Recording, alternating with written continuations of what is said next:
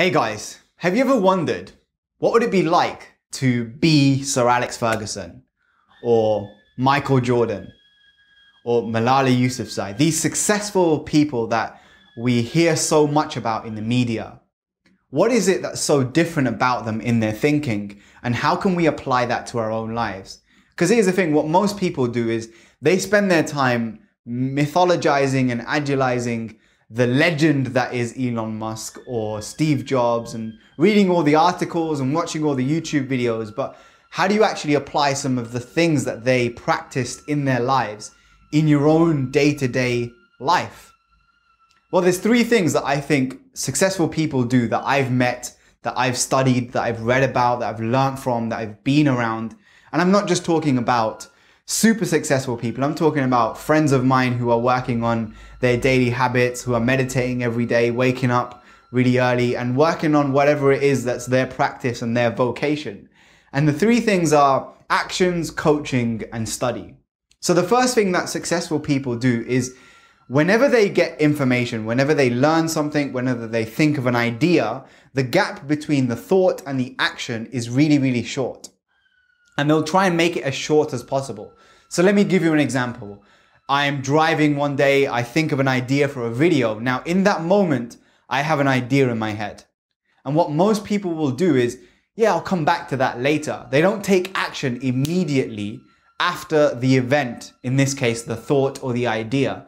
What successful people do, or if I'm being successful in being my best self, being a pro, in the words of Steven Pressfield, is I'll make sure that when I have that idea, I capture it and log it somewhere. Or in that moment when I'm feeling inspired, I grab my phone or something that I can record with as quickly as possible and start, executing on that idea, implementing it. With the mixtape right now, there's all kinds of ideas that have been bubbling in my head. And this is something that I've been waiting to put out for 6 years. I was telling my friend the other day, and the difference between then and now is simply when I have those ideas, I'm making sure that immediately I'm writing it down on a piece of paper.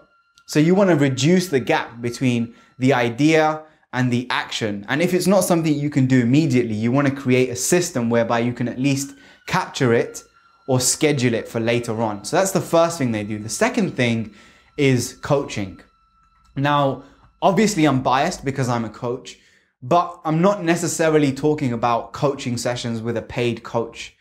If you don't know what coaching is, click here and I'll link a video which explains the difference between coaching and mentoring. But essentially, I'm talking about being more self-aware, constantly auditing yourself, in the words of Gary Vaynerchuk, and thinking about what am I doing successfully that I can do more of?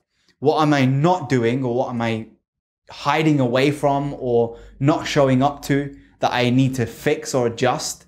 What resources do I have at my disposal? So thinking in terms of a growth mindset.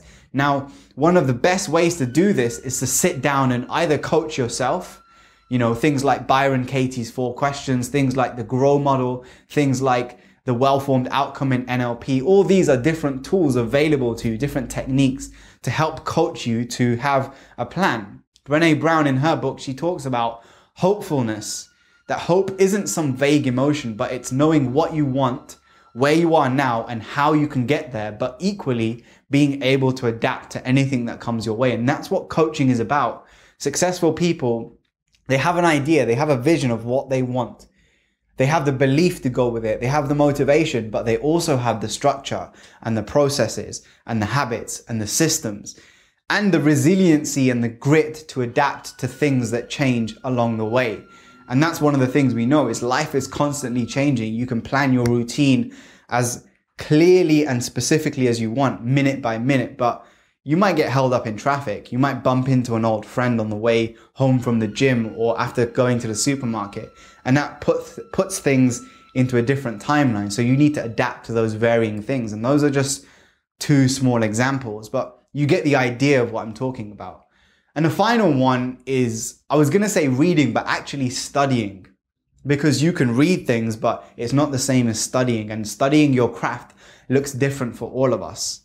If you're a musician, that might mean listening to podcasts by successful musicians, practicing strumming on your guitar or your ukulele, or playing the violin every single day, writing down ideas, but really studying your craft, analyzing, how am I performing?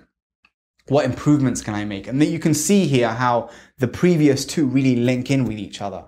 So really simple video, guys. It's nothing complex. There's no magic pill here. I'm just giving it to you as is, straight up, just keeping it real, as you know, on this channel. So let me know in the comments below, what are some of your habits that help you to be successful?